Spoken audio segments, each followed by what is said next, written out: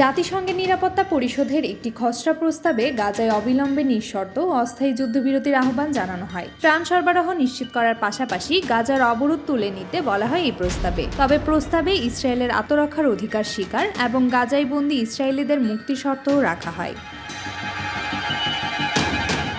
এই প্রস্তাবে যুক্তরাষ্ট্র ষষ্ঠবারের মতো ভেটো দিয়েছে। যুক্তরাষ্ট্রের নীতি বিষয়ক উপদেষ্টা বলে, প্রস্তাবটি হামাসকে নিন্দা করেনি এবং ইসরায়েলের আত্মরক্ষার অধিকারকে স্বীকৃতি দেয়নি, যা তাদের কাছে গ্রহণযোগ্য নয়।